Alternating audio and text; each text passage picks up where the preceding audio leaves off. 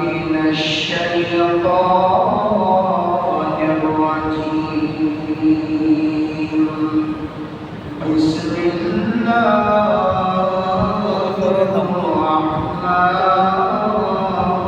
الرحيم لقد كان لكم في رسول الله أسوة حسنة لمن كان يرجو الله واليوم الآخر وذكر الله كثيرا. وقال النبي عليه الصلاة والسلام أفشوا السلام وأطعموا الطعام وسلوا والناس نيام تدخلوا الجنة بسلام أو كما قال النبي عليه الصلاة والسلام. صلى الله على سيدنا ومولانا محمد وعلى آله وأصحابه وسلم. صلى الله على سيدنا ومولانا محمد وعلى آله وأصحابه وسلم.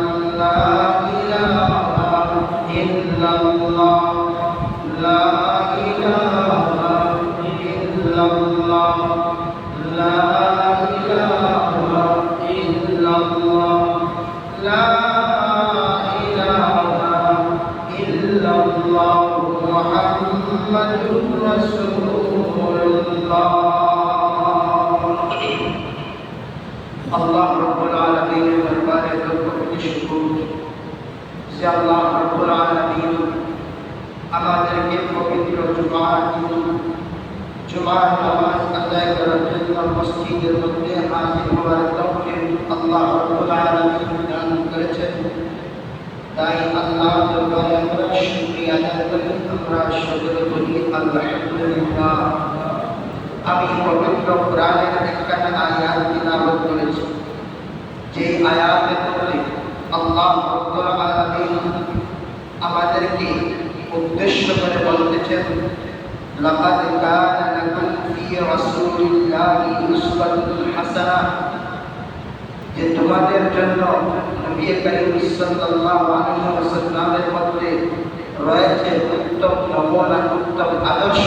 অর্থাৎ তোমাদের জন্ম থেকে নিয়ে মৃত্যু পর্যন্ত তোমাদের জীবনের সব দিক, তোমাদের ব্যক্তিগত জীবন, সামাজিক জীবন, রাষ্ট্রীয় জীবন, পারিবারিক জীবন তোমরা কিভাবে পরিচালিত করবে, কোন তরিকায় তোমার দুনিয়ার জীবন, তোমার পারিবারিক জীবন চালাইবে, এর নমুনা দিয়েছেন মুহাম্মদুর রাসূলুল্লাহ সাল্লাল্লাহু আলাইহি ওয়াসাল্লামের মধ্যে।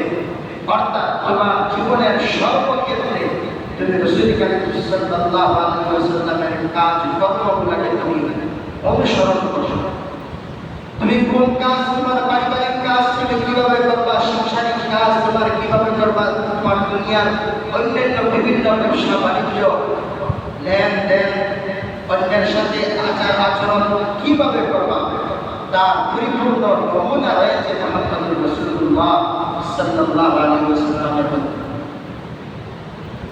এই রাসূল করিম সাল্লাল্লাহু আলাইহি ওয়াসাল্লাম আমাদেরকে যত দিক নির্দেশনা দিয়েছেন, দুনিয়ার জীবনের সফলতা এবং জান্নাত পাওয়ার জন্য আল্লাহ রাসূল যত পথ পন্থা, যত পদ্ধতি বলেছেন, তার মধ্যে থেকে জান্নাত লাভের সহজ একটা পদ্ধতি আল্লাহ রাসূল এক হাদিসের মধ্যে বলেছেন, যে হাদিসটা আমি খুতবার মধ্যে পড়েছি।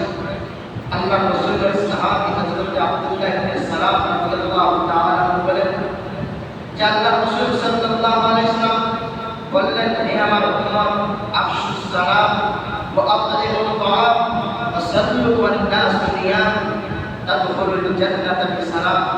হে আমার উম্মত, তোমরা যদি তিনটা কাজ করতে পারো, তোমরা নিরাপত্তার সাথে আল্লাহর জান্নাতের মধ্যে প্রবেশ করতে পারবে।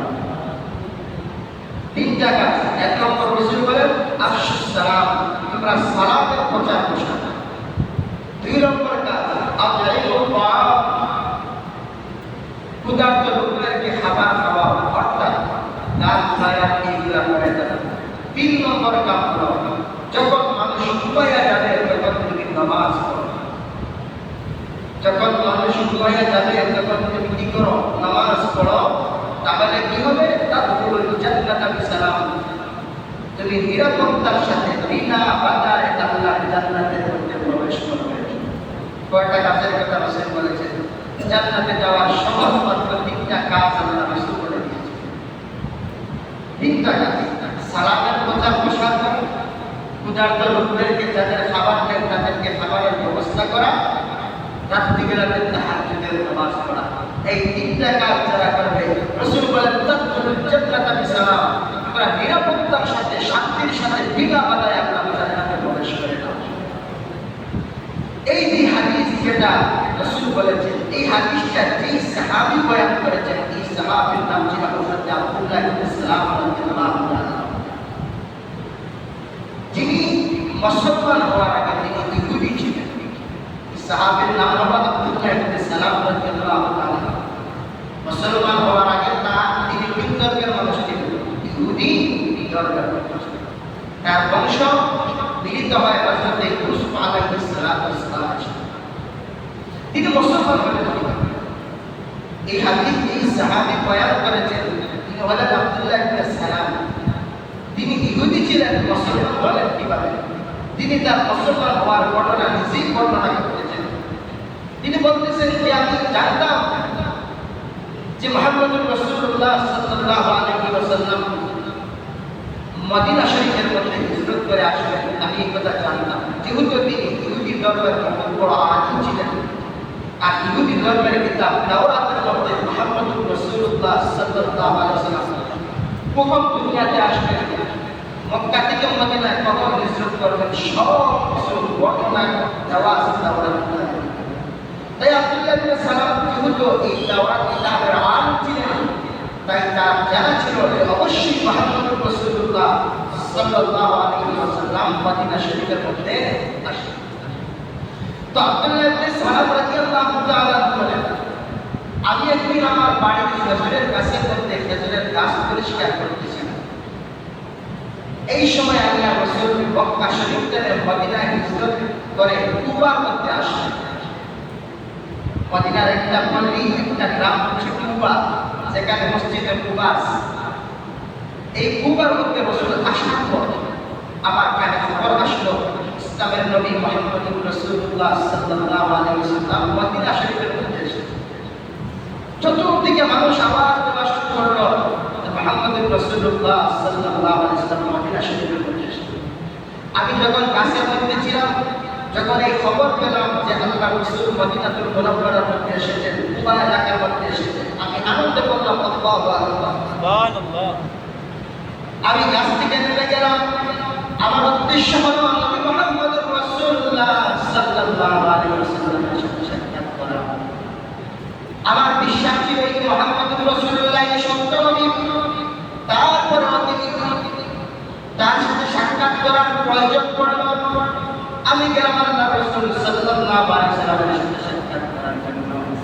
হযরত আব্দুল্লাহ বিন সালাম রাদিয়াল্লাহু তাআলা বলে, আমি যখন আল্লাহর পয়গম্বরের চেহারার দিকে তাকাইলাম, আল্লাহর নবীর চেহারার দিকে তাকাইলাম, এই চেহারাটা কিন্তু ব্যক্তির চেহারা হতে পারে না। এই যে চেহারা, এই চেহারা অবশ্যই কোনো মিথ্যা কথা বলতে পারে না। তো আমার তো বিশ্বাস ছিল শেষ নবী। আর তারপরে মনের সান্ত্বনার জন্য আমি মুহাম্মদুর রাসূলুল্লাহকে তিনটা প্রশ্ন করেছিলাম, কারণ আমি জানি এই তিনটা প্রশ্নের উত্তর নবী ছাড়া আর কেউ দিতে পারবে না। এই তিনটা প্রশ্নের উত্তর রাসূল ছাড়া আর কেউ দিতে পারবে না। আমার তো বিশ্বাস আছে উনি মোহাম্মদ রাসূলুল্লাহ। তারপরে মনের সান্ত্বনার জন্য আমি হুজুরকে 3টা প্রশ্ন করেছি। আমি বললাম, হে মুহাম্মদুর রাসূলুল্লাহ সাল্লাল্লাহু আলাইহি ওয়াসাল্লাম, আমি আপনাকে 3টা প্রশ্ন করতে চাই, কারণ আমার বিশ্বাস এই 3টা প্রশ্নের উত্তর আল্লাহর নবী ছাড়া আর কেউ দিতে পারবে না। আল্লাহর নবী বললেন, ঠিক আছে, তোমার প্রশ্নগুলো আমাকে করো। হযরত আব্দুল্লাহ বিন সালাম আল্লাহর নবীকে প্রশ্ন করলেন, ইয়া রাসূলুল্লাহ, কিয়ামতের সর্বপ্রথম আলামত কি? কিয়ামতের সর্বপ্রথম আলামত কি? বড় বড় আলামতের মধ্যে বড় আলামত কি? 2 নম্বর প্রশ্ন হবে, জান্নাতের মধ্যে প্রথম খাবার কি দেয়া হবে? 3 নম্বর প্রশ্ন, সন্তান বাবার রূপ ধারণ করে কোন সময় আর মা রূপ ধারণ করে কোন সময়? অনেক সন্তান দেখবেন মা আকৃতি আছে, আবার অনেক সন্তানের মধ্যে দেখবেন তার চেহারার মধ্যে বাবার আকৃতি নেই। কোন সন্তানের মধ্যে দেখা যায় মার সুরত বেশি, আর কোন সন্তানের মধ্যে দেখা যায় বাবার সুরত বেশি। আমরা বলি না, এই ছেলেটা তার বাবার মতো হয়েছে, এই ছেলেটা তার বাবার মতো হয়েছে, বলে কি বলি? এই 3টা প্রশ্ন করেছিলেন আব্দুল্লাহ ইবনে সালাম রাদিয়াল্লাহু তাআলা মুহাম্মদ রাসূলুল্লাহ। আল্লাহ তাআলা বললেন, হে আব্দুল্লাহ ইবনে সালাম, শুনো, আমি এখন জবাব দিব না, আমি ওহির অপেক্ষা করতেছি। ইব্রাহিম আলাইহিস সালাম এসে আমাকে যেটা জানায় সেটা আমি জবাব দিব। কিছুক্ষণের মধ্যে আল্লাহ রাব্বুল আলামিন হযরত ইব্রাহিম আলাইহিস সালামকে পাঠায় দিলেন। হযরত ইব্রাহিম আলাইহিস সালাম আল্লাহর নবীকে 3টা প্রশ্নের উত্তর শিখাইয়া দিলেন। সুবহানাল্লাহ। 3টা প্রশ্নের উত্তর ইব্রাহিম কি করছে? শিখাইয়া দিয়েছে। আল্লাহর নবী বললেন, হে আব্দুল্লাহ ইবনে সালাম, তোমার প্রথম প্রশ্ন ছিল কিয়ামতের আলামত কি? এর জবাব হলো, কিয়ামতের আলামত হলো পূর্ব দিক থেকে একটা আগুন বাহির হবে। পূর্ব দিক থেকে একটা আগুন বাহির হবে, আর এই আগুন সমস্ত মানুষকে দাঁড়া দিয়া পশ্চিম দিকে নিয়ে যাবে, সিরিয়ার দিকে নিয়ে যাবে। সেটা কিয়ামতের আগে হবে, সেটা কিয়ামতের আগে হবে। পূর্ব দিক থেকে একটা আগুন বাহির হবে, এই আগুন সমস্ত মানুষকে দাঁড়াইয়া সিরিয়ার দিকে নিয়ে যাবে। আব্দুল্লাহ ইবনে সালাম বলেন, ঠিক বলেছেন। 2 নম্বর প্রশ্ন কি ছিল? জান্নাতের মধ্যে প্রথম দাওয়াত কি দেয়া হবে? প্রথম খাবার কি দেয়া হবে? জান্নাতে যাওয়ার পর প্রথম যে মেহমানদারি দেওয়া হবে জান্নাতে, সেটা কি দেয়া হবে? রাসূল বললেন, মাছের কলিজার অতিরিক্ত অংশ দ্বারা, মাছের কলিজার অতিরিক্ত অংশ দ্বারা জান্নাতের মধ্যে কি হবে? প্রথম মেহমানদারি হবে। প্রথম আমাদের সিলেটি বাঙালিদের কাছে সবচেয়ে প্রিয় খাবার হলো মাছ। সুতরাং বাঙালি খাবার দিয়ে জান্নাতে কি হবে? প্রথম মেহমানদারি। আর বাংলাদেশের মধ্যে মাছ মনে হয় বেশি সিলেটের মধ্যে।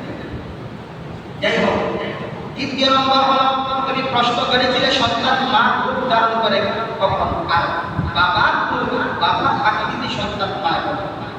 এর জবাবে আল্লাহ নবী বলেছিলেন, হে আব্দুল্লাহ ইবনে সালাম, যদি মায়ের রেহেমের মধ্যে বাবা নাপাক পানি আগে যায়, তাহলে সন্তান বাবা রূপ ধারণ করে।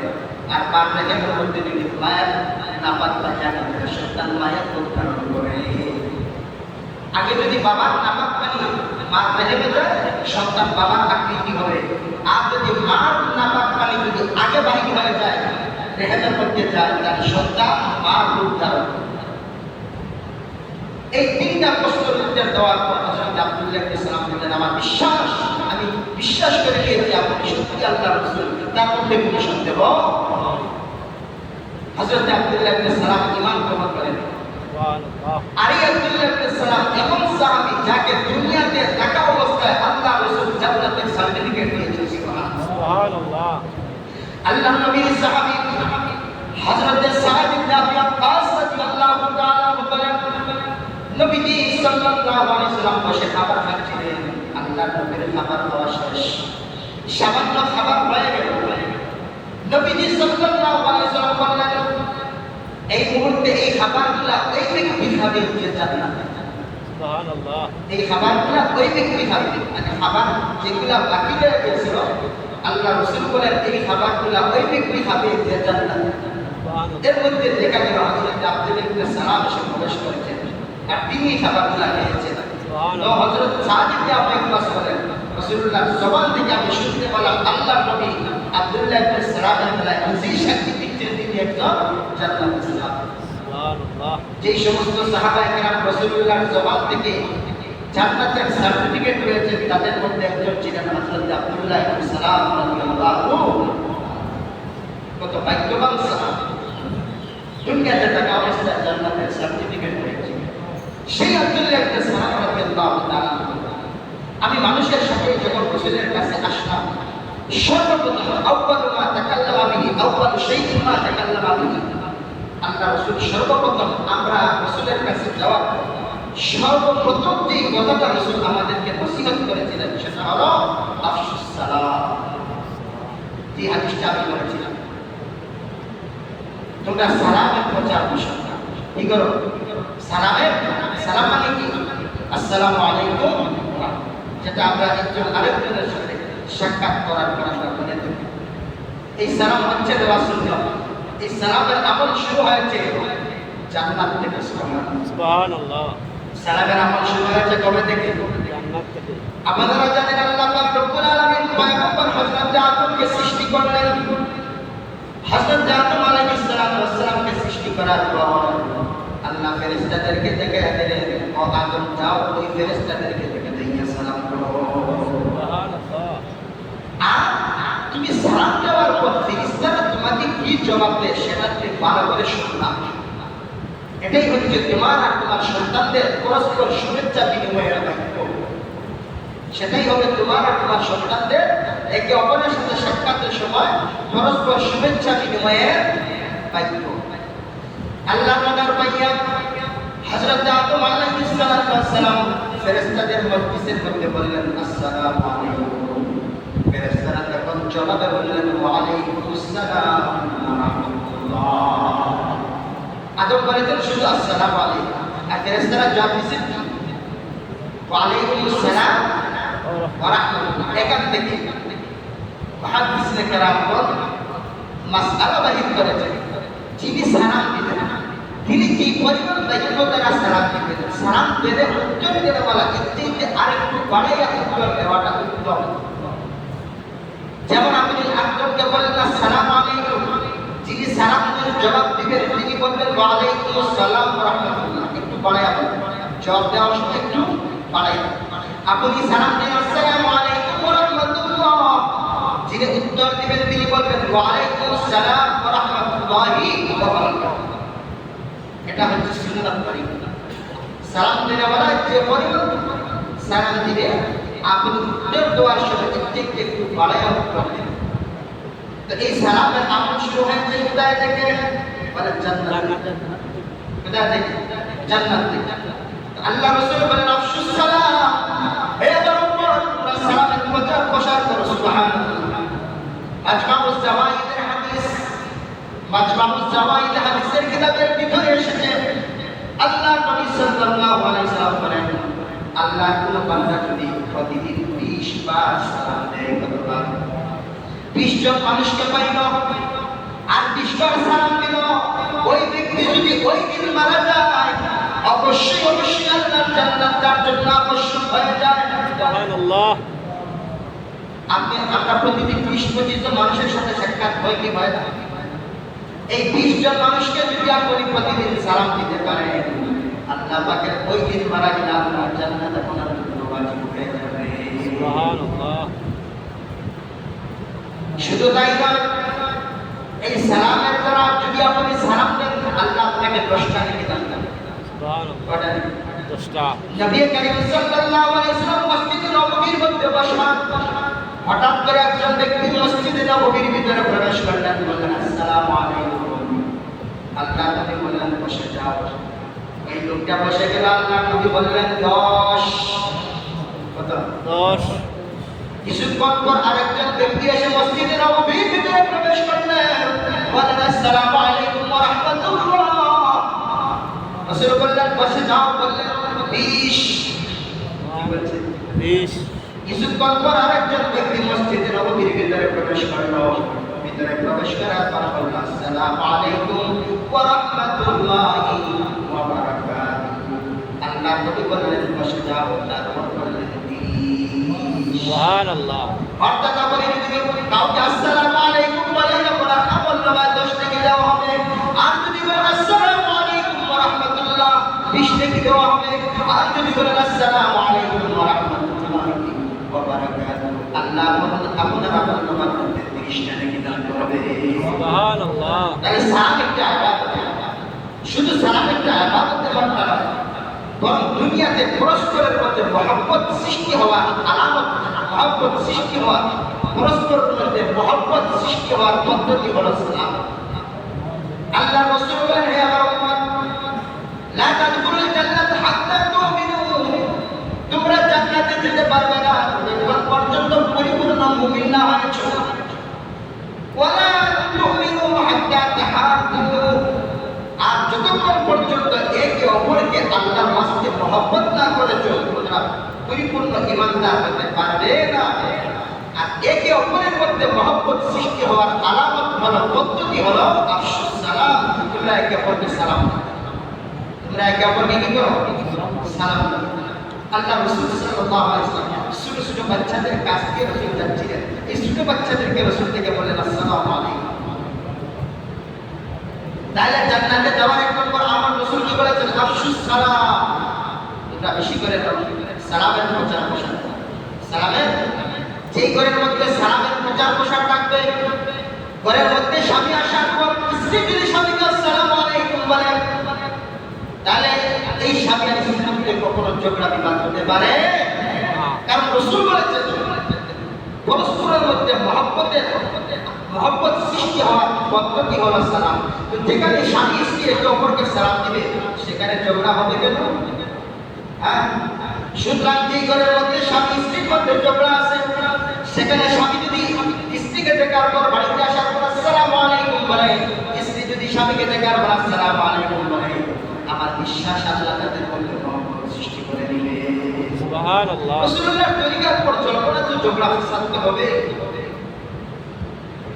তাহলে জান্নাতে যাওয়ার এক নম্বর আমল রাসূল বলেছেন আফসুস সালাম। তোমরা বেশি করে কি করো? সালামের প্রচার প্রসার। সাহাবায়ে কেরামের অভ্যাস ছিল।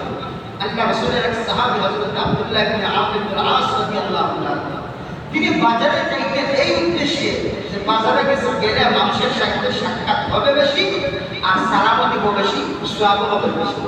এই উদ্দেশ্যে তিনি বাজারে যেতেন। তো আমরা সালাম করতে হবে, রাস্তার মধ্যে চলাফেরার সময় একে অপরকে আমরা কি করবো? সালাম করবো।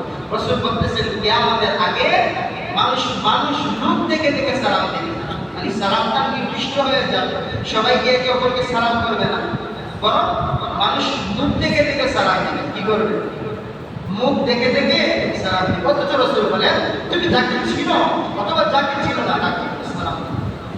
তোমরা একে অপরকে সালাম দাও, তুমি একজনকে চিনো অথবা না চিনো তাকে তুমি কি করো? সালাম দাও। আর কিয়ামতের আগে অবস্থা হবে মানুষ মুখ চিনে চিনে কি করবে? সালাম। ঠিক আছে। তাহলে এই কিয়ামতের আলামত শুরু হয়ে গেছে। কি বলছেন? সবাই সবাইকে সালাম করে না, মানুষ দেখে দেখে সালাম দেয়, লোক দেখে দেখে সালাম দেয়। এলাকার মুরব্বী যদি হন, সম্মানী মানুষের তাকে সালাম দিবে, ওইটাকে সালাম দেয়। ঠিক আছে। এই আলামতটা শুরু হয়েছে কি হয়েছে? যাই হোক, রাসূল জান্নাতে যাওয়ার এক নম্বর আমল কি বলেছেন? আফসুস সালাম, সালামের প্রচার প্রসার। 2 নম্বর রাসূল বলেছেন আতাইমুত তাআম, গরীব লোক যারা খাবার খেতে পারে না, তুমি তাদেরকে খাবারের ব্যবস্থা করে দাও। সুবহানাল্লাহ। এই খাবার খাওয়ানো, আপনি ধনী মানুষ, আপনার টাকা আছে, পয়সা আছে, আপনার ঘরে খাবার আছে, আল্লাহ নবী বলেন আমার উম্মত তুমি যখন তরকারি রান্না করবা, তরকারির মধ্যে পানি বেশি করে দাও, শুকনো বেশি করে দাও, যাতে তুমি আরেকজন মুসলমানকে খাবার খাওয়াইতে পারো। আল্লাহ নবী বলেন মুসনাদে আহমদের হাদিস, আল্লাহর কোন বান্দা যদি কোনো মুসলমানকে পেট করে খাবার খাওয়ায়, যার খাবারের ব্যবস্থা নাই, এমন কোন মুসলমানকে যদি পেট করে খাবার খাওয়ায়, আল্লাহ তার মধ্যে এবং জাহান্নামের মধ্যে 7 খন্দক দূরত্ব সৃষ্টি করে দিলেন। এক খন্দক সমান 500 বছরের রাস্তা, তাহলে 7 খন্দক মানে 3,500 বছরের রাস্তার দূরত্ব আল্লাহ এই খাবার খাওয়ানোওয়ালা ব্যক্তি এবং জাহান্নামের মধ্যে আল্লাহ তৈরি করে দিবেন। অর্থাৎ যারা আল্লাহর সন্তুষ্টির জন্য অন্য একজন অভাবী মানুষকে খাবার খাওয়াবে, আল্লাহ তাদেরকে জাহান্নামে দিবে না, জান্নাত দান করবে। সুবহানাল্লাহ। আমাদের বুজুর্গদের সিলসিলা অন্যতম একজন বুজুর্গ হযরত রবি বিন সুলাইমান রাহমাতুল্লাহ আলাইহি।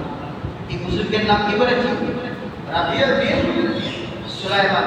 বলেন রবি বিন সুলাইমান রাহমাতুল্লাহ। দেখেন অন্য লোককে খাবার খাওয়ানোর কারণে আল্লাহ পাক তাকে কি মর্যাদা দান করেছেন। রবি বিন সুলাইমান রাহমাতুল্লাহ আলাইহি বলেন, আমি হযরত উদ্দেশ্যে বাড়ি থেকে বাহির হয়ে কুফা বাজারের মধ্যে আসি। ইরাকের একটা শহর হলো কুফা। কুফা বসরা আছে। আমি আমার সাথীদের সাথে হজ করার জন্য বাড়ি থেকে বাহির হয়ে আমি কুফার মধ্যে আসলাম। কুফার বাজারের মধ্যে হজে যাওয়ার জন্য সামান খরিদ করতে লাগলাম। বাজারের মধ্যে ঘোরাঘুরি করতে লাগলাম। হঠাৎ করে দেখলাম যে বাজারের পাশে একটা খালি জায়গার মধ্যে একটা মরা গাধা পড়ে আছে। কি পড়ে আছে? মরা গাধা। কিছুক্ষণ পর দেখলাম একজন মহিলা এই মরা গাধাটার গোশতগুলা টুকরা টুকরা করে ব্যাগের মধ্যে রেখেছে। আমি আশ্চর্য হয়ে গেলাম যে এই মহিলাটা, আবার মহিলার কাপড়ের অবস্থাও ভালো না, কাপড় খুব খারাপ, শরীরের অবস্থাও ভালো নয়। বোঝা যাচ্ছে মহিলাটা খুব অভাবী, খুব দুঃখিত, মহিলাটা খুব অভাবী। এবার আমি চিন্তা করলাম আমি দেখতে হবে এই মহিলাই মরা গাধার গোশতগুলা খেলো নাই। হযরত রবি ইবনে সুলাইমান রাহমাতুল্লাহ আলাইহি বলেন, আমি লুকাইয়া মহিলার পিছনে পিছনে গেলাম। আমি দেখতে পাইলাম মরা গাধার গোশতগুলা নিয়ে মহিলা বাড়িতে যাইয়া তার বাড়ির দরজার মধ্যে নক করছে। দেখা গেল চারজন মহিলা, চারজন বিবাহিতা, এখনো বিবাহ হয় না, যুবতী মহিলা বের হয়ে আসলো দরজা। আমি দেখতে পেলাম ওই মহিলা গোশতগুলা নিয়ে ঘরের ভিতরে ঢুকলো আর মেয়েদেরকে বলতেছে, বাপ তোমরা এই গোশতগুলা রান্না করে খাও আর আল্লাহর শুকর আদায় করো। রবি ইবনে সুলাইমান রাহমাতুল্লাহ আলাইহি বলেন, আমার কলিজা ফেটে গেল, কলিজা ফেটে যাচ্ছে। আমি বলতে লাগলাম, সাবধান, তোমরা মরা গাধার গোশতগুলা তোমরা খেয়ে না। ওই সময় মহিলা আমাকে বলল, তুমি খেয়ে। আমি বললাম, আমি একজন বিদেশি মুসাফির। ওই মহিলা বলল, শোনো আল্লাহর বান্দা, আজ 3টা বছর হয়ে গেল আমাদেরকে সাহায্য করার মতো কোনো মানুষ নাই। আমরা হলাম নবী বংশের মানুষ। আজ আমরা হলাম মুহাম্মদুর রাসূলুল্লাহ সাল্লাল্লাহু আলাইহি ওয়াসাল্লামের বংশের মানুষ। আজ 4 দিন হয়ে গেল আমাদের পেটের মধ্যে কোনো খাবার নাই, হালাল কোনো খাবারের ব্যবস্থা করতে পারি নাই। বাধ্য হয়ে আমরা এটা দুষ্টগুলা আল্লাহ যাতে ইব্রাহিমের পেটের ভিতরে করতে পারি। রবি ইবনে সুলাইমান বলেন, আল্লাহর কসম করে বলছি, মা গো, সাবধান, তোমরা গাধার দুষ্ট খেও না, কারণ ইসলাম ধর্ম সহ সমস্ত ধর্মের মধ্যে মরা দুষ্ট খাওয়া হারাম। তোমরা খাবার খেও না, আমি তোমাদের খাবারের ব্যবস্থা করে দিচ্ছি। রবি ইবনে সুলাইমান বলেন, আমার কাছে মোট ছিল 600 দিরহাম। কত দিরহাম? 600 দিরহাম। যেগুলো আমি হজের জন্য রেখেছিলাম, আমি এই 600 দিরহামের মধ্যে থেকে 100 দিরহাম দ্বারা আমি আটা কিনছি। কি কিনলাম? আর বাকি 500 দিরহাম দ্বারা অন্যান্য জিনিসপত্র ক্রয় করে বাকি টাকাগুলো আটার ভিতরে ঢুকে যাচ্ছে। এক কথায় তাদের জন্য খাবার দাবারের জিনিস ক্রয় করে আমি মহিলার কাছে নিয়ে দিয়ে বললাম, এগুলো আপনারা খান, এগুলো আপনারা খান।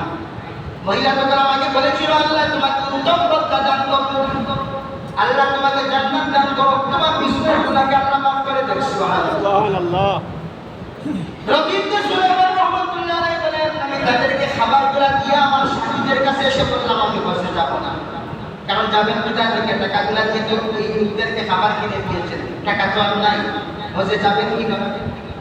সাথীরা আমাকে বুঝাইলো, বলে আসো আমাদের সাথে আসো। বলে না, আমি যাব না, আমি বসে যাব না। ওইকে না তিনি বলেন নাই যে আমার টাকাগুলো ওইদিকে খরচ করে ফেলেছি, এটা আর বলেন নাই, কারণ এটা তো বললে তো ইবাদত প্রকাশ হয়ে গেল। রবি ইবনে সুলাইমান রাহমাতুল্লাহ আলাইহি বলেন, আমি কুফার মধ্যে রয়ে গেলাম, আমার সাথীরা সবাই চলে গেল হজে। আমি কুফার মধ্যে রয়ে গেলাম। উদ্দেশ্য হলো হজ থেকে যারা আসতে ফিরে তাদের সাথে সাক্ষাৎ করে দোয়া নিবেন। প্রথম যেই কাফেরা আসলো হজ শেষ হওয়ার পর কুফার মধ্যে প্রথম যেই কাফেলা আসলো, আমি তাদের সাথে সাক্ষাৎ করে বললাম, আল্লাহ আপনাদের হজকে কবুল করেন। আমার বড় দুর্ভাগ্য, আমি হজের মধ্যে যেতে পারি না। ওই হজ থেকে আসা লোকগুলা বলল, আপনি কি বলতেছেন, হজে যেতে পারেন নাই? আমরা আপনাকে আরাফার ময়দানের মধ্যে দেখলাম, আমরা আপনাকে আরাফার ময়দানে দেখলাম, মুজদালিফার মধ্যে দেখলাম, মিনার মধ্যে দেখলাম, খানায়ে কাবার তাওয়াফের মধ্যে দেখলাম। সুবহানাল্লাহ। তিনি গেছেন কি হজে? হজে গেছেন না, কিন্তু হেরা বলতেছে আমরা তাকে দেখছি। সুবহানাল্লাহ। তিনি আশ্চর্য হয়ে গেলেন, ঘটনা আপনি হজে যাই নাই, ওরা আমাকে আরাফাতে দেখলো কিভাবে, মিনা মুজদালিফা দেখলো। কিছুক্ষণ পর আমি যেই কাফেলার সাথে যাওয়ার কথা ছিল, তারা আসলো কুফার মধ্যে। তারা এসে আমাকে বলল, কি ভাই ভালো আছেন? আমি আমার সাথীদেরকে বললাম, আল্লাহ তোমাদের হজকে কবুল করুন। আমার ভাগ্য বড় খারাপ, তোমাদের সাথে আমরা যেতে পারি না, তোমাদের সাথে আমি যেতে পারি না। আমার সাথী কাফেলারা বলল, বলেন কি, আপনারা আমাদের সঙ্গে আরাফার মাঠে ছিলেন, আপনারা আমাদের সঙ্গে খানায়ে কাবার তাওয়াফের মধ্যে ছিলেন, আপনারা আমাদের সঙ্গে সাফা মারওয়ার মধ্যে সাই করেছেন। আমি যে কাফেলার সাথে যাওয়ার কথা ছিল, ওই কাফেলা আমাকে নিয়েছে। ওই সময় আমার কাফেলার মধ্যে চলে একজন ব্যক্তি একটা ব্যাগের ছবি আমাকে দিয়া বললো যে আল্লাহ রাসূলের রওজা মুবারক পাক এই জিয়ারতের সময় আমরা যখন সবাই বাবে জিবরাইল দিয়ে বাহির হচ্ছিলাম, ওই সময় তুমি আমার কাছে এই ব্যাগটা দিয়েছিলে, এই নাও তোমার ব্যাগ। সুবহানাল্লাহ। রাবি ইবনে সুলাইমান বলেন, আমি আশ্চর্য হয়ে গেলাম, আমি তো হজের মধ্যে যাই নাই, আমি তো হজে যাই নাই, কিন্তু এরা বলতেছে আমাকে হজের মাঠে পেয়েছে, আরাফায় পেয়েছে, মুজদালিফায় পেয়েছে, মিনার মধ্যে পেয়েছে, আবার আমাকে ব্যাগও দিতেছে। রাবি ইবনে সুলাইমান বলেন, আমি ব্যাগকে হাতে নিয়ে দেখলাম, এমন ব্যাগ আমি জীবনে কোনোদিন দেখিও না। আমি ব্যাগটা নিয়ে বাড়িতে চলে আসলাম, চিন্তার মধ্যে পড়ে গেলাম, ঘটনা কি? একজন দুইজন নয়, শত শত মানুষ সাক্ষী দিতেছে আমাকে, তারা হজে থেকে অথচ আমি হজে যাই নাই। এই চিন্তা করে করে আমি ঘুমাইয়া গেলাম। ঘুমের মধ্যে আখেরি জমানার পয়গম্বর মুহাম্মদুর রাসূলুল্লাহর সাথে আমার সাক্ষাৎ হয়ে গেল। সুবহানাল্লাহ। আল্লাহর নবী ডাকতে বলেন, ও নবী ইবনে সুলাইমান, শত শত মানুষ সাক্ষী দিতেছে তুমি হজে গেছো, তুমি বিশ্বাস করো না কেন? তোমাকে আবু অবিশ্বাস হয়ে গেল? শত শত মানুষ সাক্ষী দিতেছে তুমি হজ করেছো, আর তুমি আমার অবিশ্বাস করতেছো। শোনো সুলাইমান, ঘটনা কি জানো? তুমি যাদেরকে সাহায্য করেছিলে এরা বড় অভাবী মানুষ ছিল, আমার বংশের মানুষ, কিন্তু তুমি হজের মধ্যে না গিয়া, তুমি নফল হজের মধ্যে না গিয়া আমার বংশের অভাবী মানুষদেরকে তুমি সাহায্য করেছিলে। এই কারণে আল্লাহ রাব্বুল আলামিন তোমার শুরুতে একজন ফেরেশতা পাঠাইয়া তোমার হজগুলো আল্লাহ আদায় করাইয়া দিয়েছে।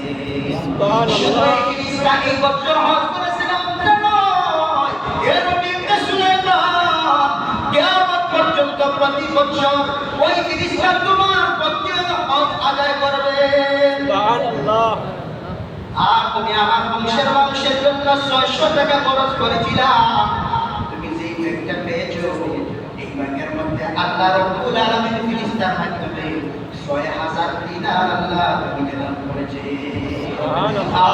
আমল সে জিंदगी बनती है ये जन्नत भी जहन्नम, আমল से जिंदगी बनती है ये जन्नत भी जहन्नम, ये खाक फितरत में है नदारी है नूरी, ये खाक फितरत में है नदारी है नूरी। अल्लाह नबी बोले अफशुस सलाम, उम्मत तुम्हारा सलाम प्रचार करो, वहां पे मुक्ताम खबर की खबर खाओ, वसल्लु वन्नास नियाम, মানুষ যখন ঘুমে থাকে তখন তুমি নামাজ পড়ো, তাহাজ্জুদের নামাজ পড়ো, তাদখুলুল জান্নাতা বিসালাম, তাহলে তুমি আল্লাহর জান্নাতের মধ্যে বিনা বাধায় প্রবেশ করতে পারবা। কয়টা আমলের কথা বলেছেন? তিনটা আমল, সালাম, অন্যকে খাবার খাওয়ানো, আরেকটা হচ্ছে তাহাজ্জুদ। আল্লাহ এই তিনটা আমল আমাদেরকে করার তৌফিক দান করেন। ওয়া আখিরু দাওয়ানা আলহামদুলিল্লাহি রাব্বিল আলামিন। আল্লাহর উপস্থিতি আমরা সবাই জারি রাখি।